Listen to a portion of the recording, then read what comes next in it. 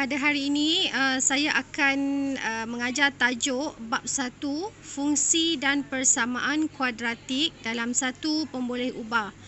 Okey, sebelum ni saya ada bagi tahu minggu lepas semua pelajar saya perlu menyediakan satu buku khas, satu buku panjang, tak kisahlah buku gapen as long as dia panjang, di mana buku tu nanti saya nak pelajar salin semua nota dan latihan yang saya sediakan.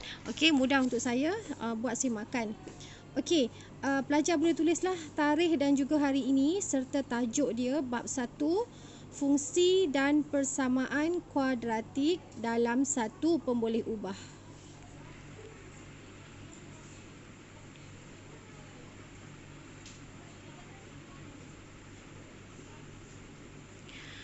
Okey, konsep pertama yang saya nak ajar berkenaan dengan tajuk ini ialah konsep ungkapan kuadratik dalam satu pemboleh ubah. Okey, saya nak pelajar tulis Konsep pertama, ungkapan kuadratik dalam satu pemboleh ubah.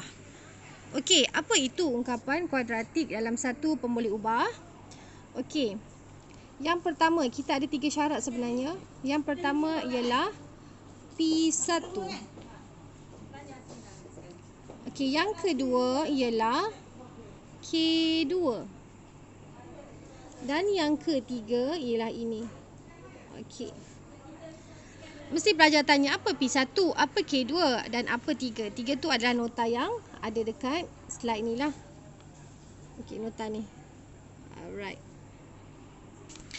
Okey, untuk pengetahuan pelajar, sebenarnya slide ni saya ambil daripada buku teks. Okey, sekiranya ada pelajar yang ada buku teks kat rumah, boleh rujuk pada buku teks sendiri.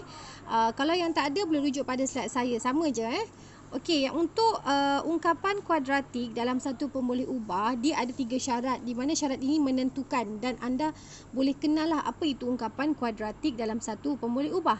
Okey, so syarat yang pertama ialah P1. Apa itu P1? P1 ialah pemboleh ubah 1. Maksud dia, ungkapan kuadratik ni dia hanya ada pemboleh ubah 1 sahaja. Okey, apa itu pemboleh ubah? Pemboleh ubah ialah huruf. Macam A, B, C. Itu adalah pemboleh ubah huruf. Syarat yang kedua ialah K2. Apa itu K2? K2 ialah kuasa 2. Okey, maksud dia ungkapan kuadratik dalam satu pemboleh ubah ini, kuasa tertinggi pemboleh ubah dia mesti 2. Okey, katakan ungkapan kuadratik dalam satu pemboleh ubah itu mempunyai pemboleh ubah Y. Okey, jadi kuasa tertinggi dia ialah Y kuasa 2. Macam tu. Kalau dia punya pemboleh ubah M, M kuasa 2. Kalau pemboleh ubah dia S, S kuasa 2. Jadi kuasa tertinggi dia mesti 2. Dia tak boleh 3, tak boleh 4. Okey, itu adalah ungkapan kuadratik dalam satu pemboleh ubah. Okey, yang ketiga, pelajar boleh rujuk kat sini kat nota ni. Okey, bentuk untuk ungkapan kuadratik ialah ini. Nampak tu. AX kuasa 2 tambah BX tambah C. Pelajar boleh nampaklah kat sini. Okey, nanti ada pelajar tanya, cikgu, kenapa dia tak ada sama dengan kosong? Dia tak boleh sama dengan kosong. Kenapa?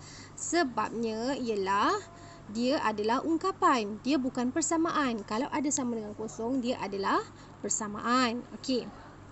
So, untuk kalau pelajar dapat soalan dia tanya sama ada itu adalah ungkapan kuadratik dalam satu pemboleh ubah ke tidak.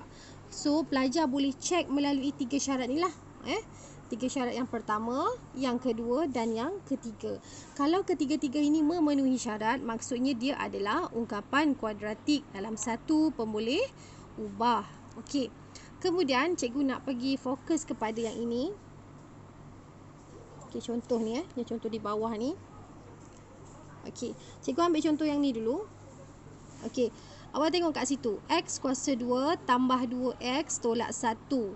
Okey, kenapa ini adalah ungkapan kuadratik dalam satu pemboleh ubah? Sebab apa? Okey, kita cek syarat-syarat tu. Okey, syarat yang pertama, apa dia? P1, iaitu pemboleh ubah mesti 1. Awak tengok kat sini, apa pemboleh ubah dia? X. Betul tak? Huruf dia adalah X. Okey, so ada satu je kan? Betul tak? X dan juga X. Dia tak ada huruf lain. Okey, yang kedua, K2. Apa tu K2? Kuasa tertinggi dia ialah 2. Awak tengok. Awak tengok kat sini. Kuasa tertinggi dia, Kuasa tertinggi dia adalah 2. Nampak? 2 ni. Tu nampak. Kuasa 2. Okey, yang ketiga dia dalam bentuk arm. Betul tak? Dalam bentuk arm. Dia ada A X kuasa 2 tambah B X tambah C. Betul tak? Okey. So dia memenuhi ketiga-tiga syarat tu. So X kuasa 2 tambah 2X tolak 1 ialah ungkapan kuadratik dalam satu pemboleh ubah. Okey.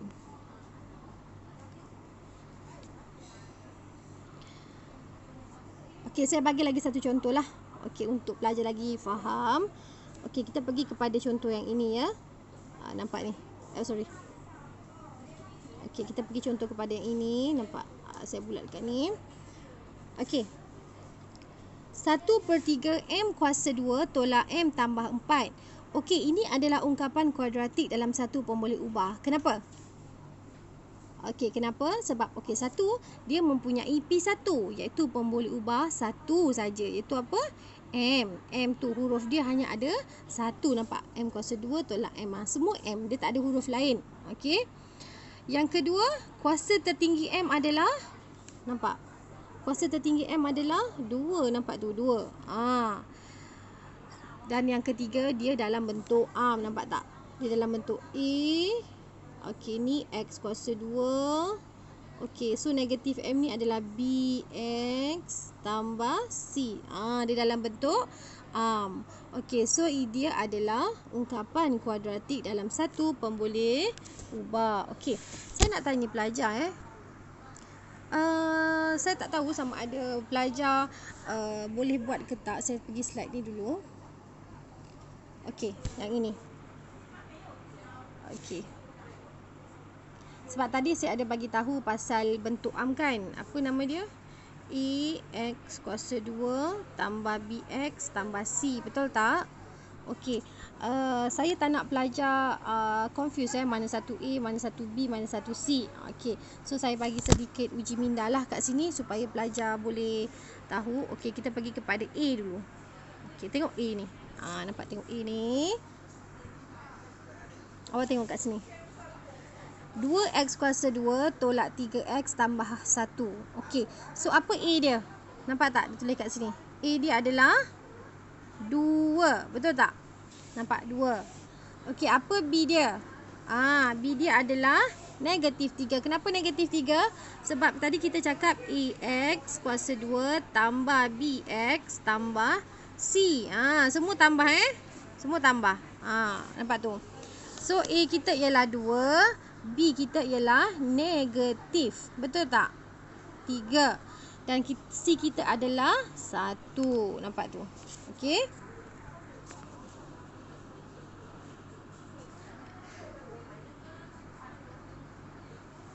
Okey, kemudian saya pergi dekat yang ni. Yang ini contoh sikit ni. Yang ini penting sebab saya takut ada pelajar yang confused. Untuk 2X kuasa 2 tolak 4. Okey, nanti pelajar tanya, cikgu, untuk ungkapan kuadratik ni dia tak ada nilai B. Siapa kata tak ada nilai B? Ada. Okey, kenapa? Sebenarnya nilai B dia adalah, sebenarnya dia ditulis sebagai 2. Okey, nilai B tak ada kan? Sebenarnya dia ada. Nilai dia adalah kosong. Okey, kosong X. Dan nilai C dia adalah negatif 4. Okey, sebenarnya. Okey, tapi awak bayangkan A X kuasa 2 tambah kosong X tambah C. Okey, biasa nombor kosong ni kita tak akan tulis. Okey, so saya nak awak relate pada 2X kuasa 2 tolak 4 ni. Okey, macam mana? Maksud dia sebenarnya 2X kuasa 2 tolak 4 ni dia adalah 2X kuasa 2 tambah kosong X tolak 4. Okey, so maksudnya dia ada nilai B. Nilai B dia ialah kosong. Cuma dia tak tulis. So jangan confuse. Dan dia masih dalam bentuk arm. Betul tak? Dia masih dalam bentuk arm. Nampak tu? Dia masih dalam bentuk arm. Sebab tu dia ungkapan kuadratik. Okey? Boleh faham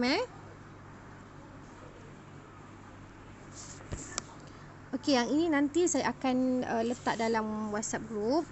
Okey, supaya pelajar boleh buat lah untuk latih to be ni. Okey, kita pergi kepada slide sebelum ni. Okey. Tadi saya ada cakap berkenaan dengan 3 syarat untuk mengenal pasti ungkapan kuadratik dalam satu pemboleh ubah. Betul tak? Okey, yang pertama ialah P1. Apa P1? Pemboleh ubah 1. Maksudnya hanya ada satu saja pemboleh ubah. Hanya ada satu huruf. Okey, yang kedua K2. K2 ialah apa? Kuasa tertinggi 2. Maksudnya kuasa tertinggi apa yang 2? Kuasa tertinggi pemboleh ubah atau huruf. Yang ketiga ialah ini. Yang ketiga ialah yang bentuk arm ni. Okey.